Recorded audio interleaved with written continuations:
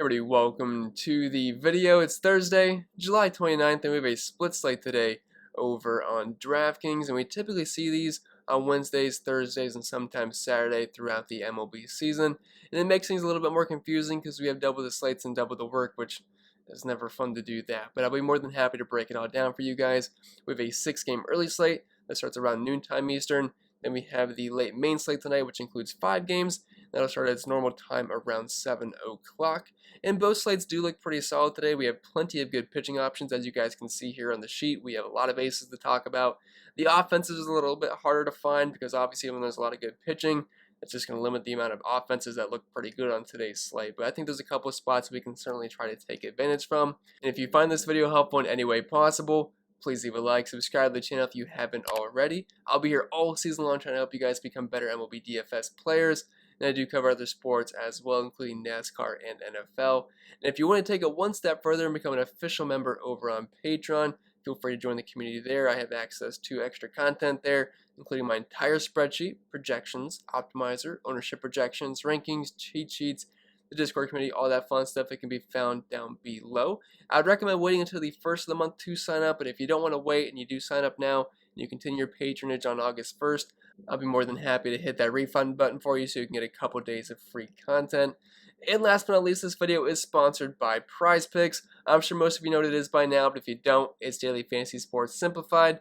Just you versus the projections. There's no sharks, salary cap restrictions, or anything like that. Just you versus the props that they offer each and every single day. And if you look hard enough, you can find some pretty soft lines to take advantage of. And as of right now, if you're a new signee over on PrizePicks, a free money bonus up to $100. That's an instant deposit match up to $100, so it's free money. Why not use it to your advantage when you use code CPEN over at prizepicks.com when you sign up, or you can use the link down below in the description, but you better make sure you tell them I sent you.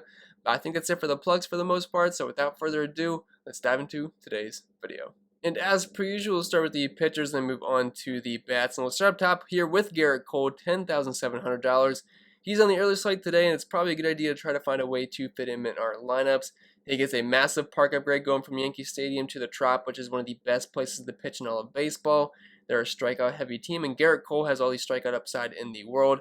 I believe the last 3 games for him, he struck out 12, 11, and 8 or 9 if I remember correctly, but he's been looking pretty good recently.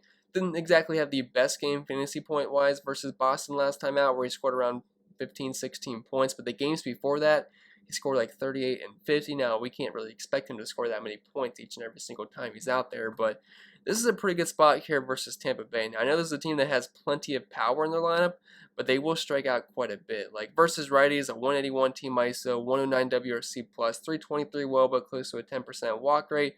Definitely not knocking that. It's not a cakewalk matchup here, but they are striking out over 25.5% of the time versus right-handed pitching. They're worse versus lefties. So yeah, would I prefer if Garrett Cole was a lefty? Sure, but I mean Cole's got all the strikeout upside in the world here. 34% K rate in the season, doesn't really walk too many guys. A really good 2.87 xFIP. Sierra's not too far behind there. Hasn't really given up too much power this season with only a 142 ISO. Doesn't really give up too much hard contact and just over a homer per 9. So maybe a guy like Brandon Lau or Austin Meadows could take him deep on a solo shot. But outside of that, I think Cole should be just fine. Only a 3.5 implied team total here is a slight favorite and an 8.5 K prop as well. And like I said, love the park shift going to Tampa Bay. And then dropping down to Max Scherzer here, $10,400. So there's a couple of things to be concerned about with Max Scherzer here. He's also pitching on the early slate, but first off, this is going to be a doubleheader game. I'm not exactly sure who's going to be pitching in Game 1 here. It could be Patrick Corbin. I was looking on various websites to see who they thought was going to be pitching. I couldn't find anything on Twitter. I was looking at the Nationals' Twitter. I was looking at the Phillies' Twitter trying to find out some things. Couldn't find anything, but DraftKings has Max Scherzer slated to pitch the first game here, as did CBS, and I believe Fantasy Labs did as well. So we're going to roll with Max Scherzer here, assuming he is going to be the pitcher.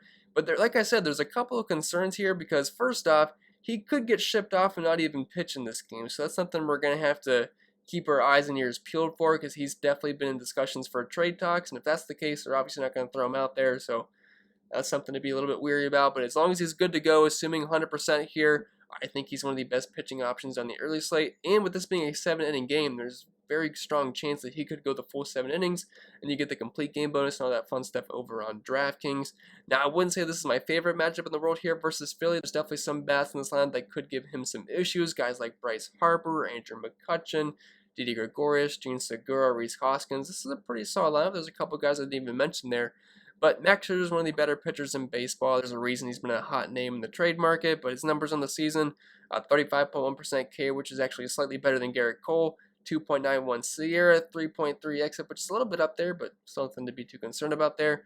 The one thing with Max Scherzer that's always been concerning is he gives up a little bit of power and some fly balls and a little bit of hard contact, and 1.5 homers per 9 this season, so maybe the guy like Bryce Harper could take him deep. Now, in the past, it's been lefties he's struggled with, but so far this season, he's actually limited the power to lefties and has given him more power to righties, so maybe in that case, it could be a guy like Rhys Hoskins or something like that. But either way, I think Max Scherzer is fine, but I would say he definitely carries more risk than Garrett Cole does today, so if I had to pick between the two, I'll definitely side with Cole, but both are fine options.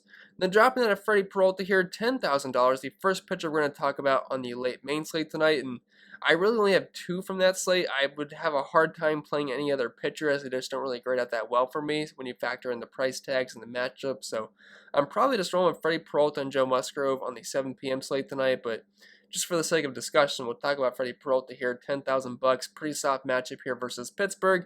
It's a pitcher from the park over there as well, only a 3.4 and 5 pine team total against him.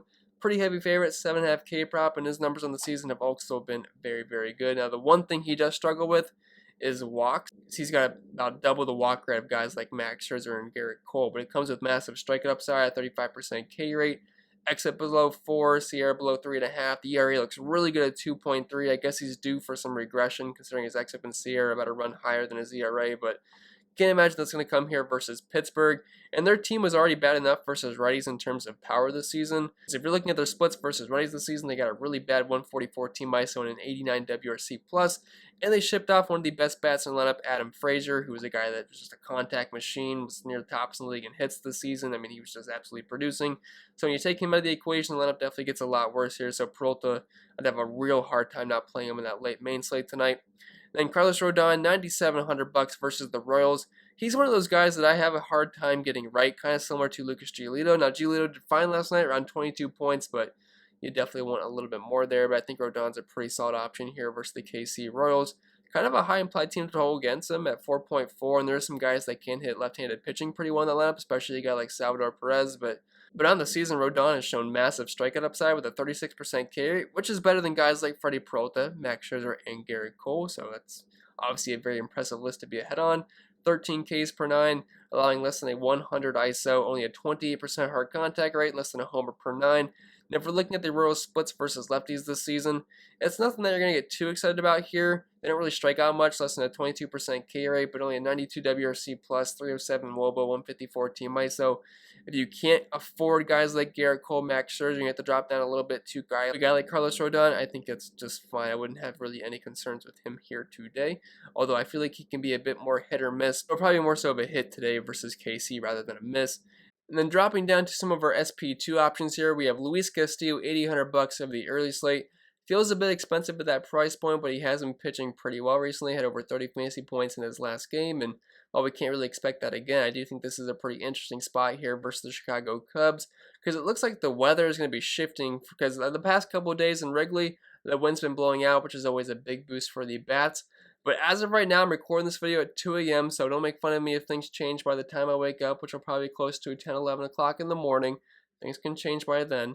But it looks like right now the wind is supposed to be blowing in around 10 to 15 miles per hour, and if that's the case, that is a massive boost for pitching, because if you don't know anything about MLB DFS and how some of the parks work, Wrigley is very heavily affected by the wind. When it's blowing out, big boost for the bats. When it's blowing in, big boost for the pitching, because potential home runs can turn into flyouts. It's always going to prevent runs being scored overall. If you look at the historical database and the weather numbers and things like that, when the wind's blowing in, typically the runs are scored less in Wrigley Field. So if you're a believer in that today, which you should be, as long as the wind does blow in, buy in on that. I don't think Castillo's a bad option here, because we do know the Cubs will strike out quite a bit versus right-handed pitching. On the season, they're sitting at a 26.5% clip for their strikeout rate versus righties. They do have some pop with the 169 ISO, but only a 298 OBP and an 87 WRC plus. I think Castillo is an interesting tournament option on this slate if you can't afford a double spend up build. And then Joe Musgrove, $8,200. He's the only other pitcher we have on the late slate tonight besides Freddie Peralta. So I think you're kind of catching my drift here, where I just kind of want to use Peralta and Joe Musgrove. I know Musgrove was awesome earlier on the season, and lately he's kind of faltered quite a bit, but he had a decent game versus Miami, right around 15, 17 points in that game, if I remember correctly. The win kind of helped boost those numbers up a little bit. But he's definitely not been the same pitcher that he was earlier in the season when he had that no-hitter versus the Rangers. But if you're looking at his overall numbers this season, they're still not bad. Right around 3 ERA, 3.47 xFIP, 3.5 SIERA, solid 27.5% K rate. Doesn't really walk too many guys, doesn't give up a ton of power, and does have a lean to the ground balls and close to a homer per 9. Plus, I just like picking on the Rockies away from Coors Field because their numbers versus righties this season are pretty awful. Like, they don't really strike out too much, only a 23% K rate, but only a 142 team ISO. And keep in mind, some of these numbers can get boosted from Coors Field, but as I always say, WRC Plus does account for park factors. And versus righties this season, like, just keep in mind, 100's kind of like the baseline. They have a 71 WRC Plus versus righties, which is absolutely abysmal. So at $8,200, there's no really other good SP2 options on the late slate tonight. I think Joe Musgrove makes some sense, even though he hasn't been exactly the most comfortable pitcher to roster in recent weeks. But with that being said, I think that'll be pretty much it for the pitching. So let's move on to some of the stacks that I like on the early slate today. And this is going to look a little bit different from what I usually show you guys, but I didn't want to make two separate sheets just for a couple teams that I like on this slate because it's going to become really redundant. But if we're looking at the early slate, I know the White Sox busted hardcore last night versus Chris Bubich, but I'm going to go right back to the well here because if people are going to fade them just because they got burned from them yesterday, I think that makes them better plays. And I'm not trying to say that people are going to overlook the Chicago White Sox. I'm assuming they'll probably end up being the highest owned stack on the slate here, but I mean, I like all of them quite a bit. Carlos Hernandez doesn't really scare me too much. He's kind of worked out of the pen for the most part this season, but even then, his numbers aren't overly awesome. Does have a decent K rate versus righties, but I still think we can certainly stack the White Sox here. We're willing to go right back to the well. Tim Anderson looks pretty good leading off. Yoan Moncada, Jose Abreu, Eloy Jimenez. He is still dirt cheap. I'd assume he's going to be massive chalk for like the fourth day in a row now, or it's either the third day or fourth day, but I would go right back to the well there, betting cleanup, $3,000. He has plenty of power versus right-handed pitching. Gavin Sheets has shown a decent amount of pop this season versus righties. Andrew Vaughn, prefer him versus lefties, but at that price point, I think he becomes somewhat viable. Brian Goodwin, lefty and righty matchup there. And then, the bottom guys are just kind of fill-ins if you need to get some cheaper pieces of that offense. But I definitely think the White Sox look like a pretty good stack on this slate. They have a team total of 5.8, which I believe is the highest on the early slate today. And like I said, Carlos Hernandez and the Rose bullpen doesn't exactly scare me too much. So if you can afford these guys, I definitely think they're some of the top plays in the entire slate. But Eloy Jimenez, once again, pretty much a core play for me because I just can't pass up that price point. At some point, he's going to get up to around $4,000, $5,000. So just keep taking advantage of this price point while you can. I know they burned us yesterday, but I'm willing to go right back to the well because baseball is a very variant sport. A team that can go like 0 for 20 and put up like a goose egg can very easily score close to 20 runs in the next game, which could certainly be the case for the White Sox in this one. Not saying they're going to score 20 runs, but I think they could definitely score more than a handful. And the other team I was looking at, because it was kind of hard to find some offenses I liked, because that early slate was kind of loaded with some pretty good pitching, but I'm landing on the Cincinnati Reds here quite a bit, especially the lefties. You could obviously use the righties as well, but I kind of prefer the lefties here. I know I said the wind's going to be blowing in, but there wasn't really many great options to pick from here. So I like some of these Cincinnati Reds guys, and they're not overly expensive. Jonathan India, prefer him versus lefties, but leading off, if you're full stack on the Reds, I think he's fine, but I'm not in love with it. But guys like Jesse Winker, Joey Votto, Tyler Naquin, probably great as the best plays for me. Especially Joey Votto. The guy's been hotter than the sun. I think he has like 5 homers the past 5 games now. He's been killing it. He went double dong yesterday. Alec Mills doesn't really scare me too much. He's got a K rate below 20% this season. I wouldn't say he's the worst pitcher out there, but he's not really the greatest thing either. And I think some of these Cincinnati Reds, as well as they hit righties, do make some sense here. Jesse Winker has been one of the best players in baseball this season versus right-handed pitching. Tyler Naquin, the knockoff version of Jesse Winker, but at $2,700. I know he hits a little bit lower in the order, and he always does have some pinch hit risk, but at that price point, I think he's fine if you're just full stack in the Reds or just a cheap tournament player or just a cheap one-off in cash games. I wouldn't really love going there in cash games. If he is hitting in 6th in the order, if he's hitting like 4th or something, that'd feel a little bit better for me, but I'll have to play that by ear. Then Aquino, he's dirt cheap, $2,500. Prefer him versus lefties, but he has shown massive upside this season as short sample size, and Suarez is always a power threat, even though he strikes out half the time, and the rest of the lineup kind of just filler pieces for the most part, but That's kind of it for the early slate bets. I know it's kind of different than usual, but wanted to make it a little bit quicker because there really wasn't that many teams I wanted to talk about. So we can move right over to the late main slate bats tonight. And as always, we will start with the catcher position. And overall, I kind of have a smaller player pool here as there wasn't a ton that stood out to me. We'll start up top with Eric Haas, $4,900. So I had a lot of interest in the early slate yesterday, the Twins and Tigers game. There was two bad pitchers on the mound, Willie Peralta, and I believe that's his name, Willie Peralta. And then Jay Happ, who is nearly 40 years old at this point. He pretty much throws batting practice for the opposing team, and both teams teed off. I don't remember the final score, but I want to say it was like 17-14, so they only lost by a field goal, but it looked like a football score when it was all said and done. And man, it was just a massively high-scoring game. The bullpens both sucked. The starting pitchers were terrible.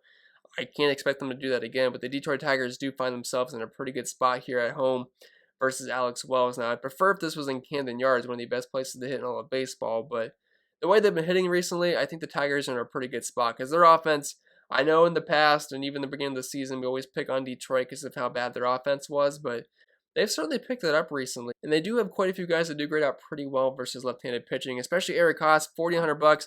I know he's very expensive, and I guess he did just lose that outfield eligibility. I just noticed that because usually there's a slash with an OF there, so that's kind of interesting there. So you can only play him at the catcher position now, but he's shown plenty of pop this season. On the year, his batting average isn't exactly that great at 242, but he's got near a 300 ISO.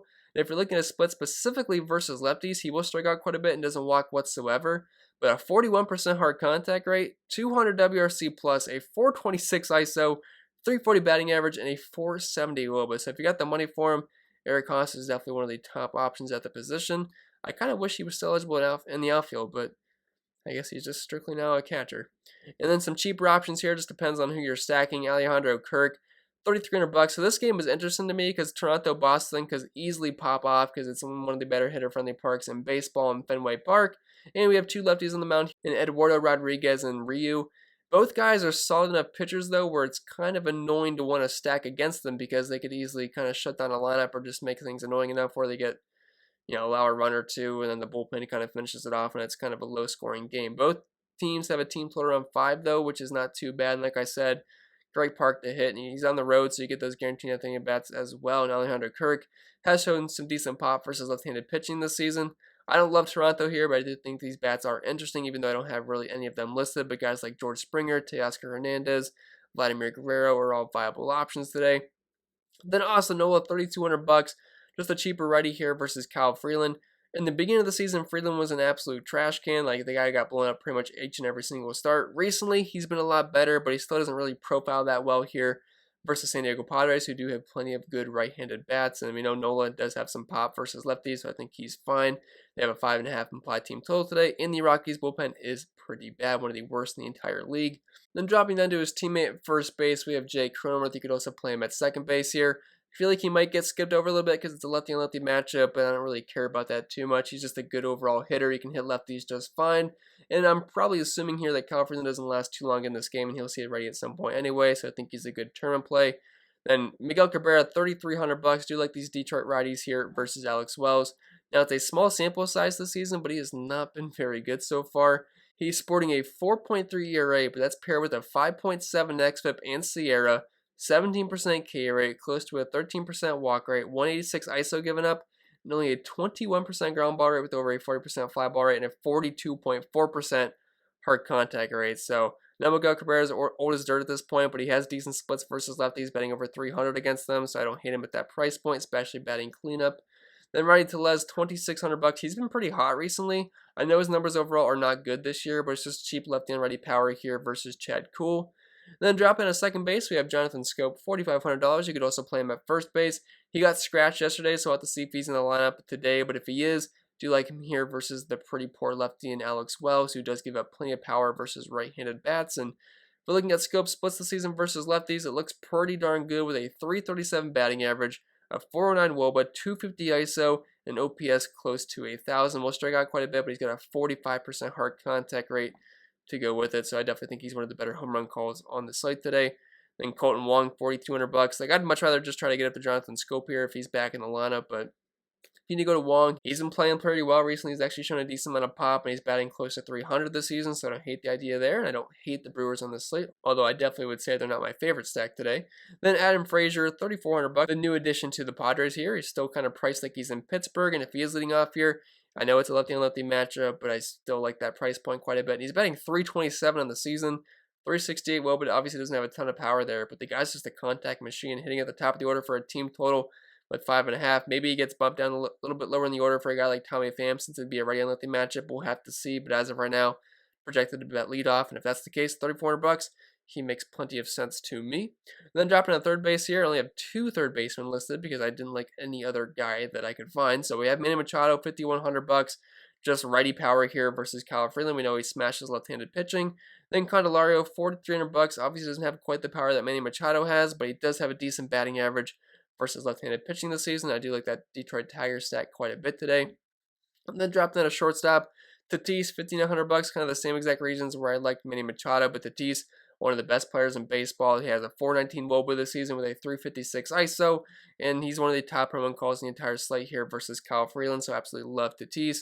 Xander Bogaerts, 5,300 bucks. Like, this game could easily pop off quite a bit. It's got an over-under of 10. It's a hitter-friendly park in Boston, but both pitchers are pretty solid, but there's a lot of guys on both sides of this game that do profile very well versus left-handed pitching, so it's going to be a very interesting decision to have to make with these bats tonight. I feel like they're better suited for tournaments, but a guy like Xander Bogaerts batting above 310 this season with a 213 ISO, hits left-handed pitching pretty well. Rio's a good real-life pitcher, but he's not like a lockdown guy. There's going to be someone that probably takes him deep at some point in this game, and Xander Bogaerts definitely could be a candidate for that. Then we have Zach Short, 3,500 bucks if you just want a cheaper righty here versus Alex Wells. Nothing I can really say too good about the numbers, but in a smaller sample size this season, does have an ISO above 220. Then dropping down to the outfield, wasn't a lot I liked that was super expensive, so we'll try to keep it a little bit cheap here. But we have Cedric Mullins, 4,900 bucks. Haven't really talked about any Orioles bats here, but I think they're a decent stack versus Casey Mize. Not that he's a bad pitcher, but they don't typically let him work too deep into the game. And the Detroit bullpen kind of got abused yesterday, so I think if they can get Casey Mize out early enough, I think the Orioles are looking like a decent stack here. And Casey Mize, if you're going to use anybody versus him, I do prefer the lefties as he's historically struggled more versus lefties rather than righties. So I think Mullins, as good as he's been this season, does make some sense, but he is a bit expensive. Tommy Pham, 4,600 bucks. I could see him hitting higher in the order here versus a lefty, but we'll have to see. But on the season, he's hit left-handed pitching pretty well, and the OBP is pretty good, close to 400 this season. So I think at that price point, I think the Padres do look pretty good tonight with their 5.5 applied team total. And then Akil Baddoo with 3,800 bucks. His numbers versus lefties this year haven't exactly been that great, but Alex Wells is not that great of a pitcher. He'll see plenty of the Orioles bullpen, and Baddoo's been on fire. I realize it's a lefty-on-lefty matchup. He's been way better versus righties, but if he is leading off, I just want exposure to Detroit here, and people might skip over him because of lefty-on-lefty matchups, so they'll look pretty good in tournaments. Then Hunter Renfroe, 3,700 bucks, just cheap righty power here versus Ryu. Not really looking to attack him tonight, but there is a team total above 5 here, and Renfroe does hit left-handed pitching very well. Robbie Grossman, 3,200 bucks. He's got really good splits versus lefties, even better than Akil Baddoo. Now, Akil Baddoo is obviously the more fun play, but if you're just looking at splits, this one's striking out 20% of the time, but he's got a 16% walk rate versus lefties, a 46% fly ball rate, a 232 ISO, a 375 WOBA. Batting average isn't that great, but he's only 3,200 bucks, so you really can't get too picky here. Then DJ Stewart, if you're looking for a dirt cheap option here, just cheap lefty power versus Casey Mize.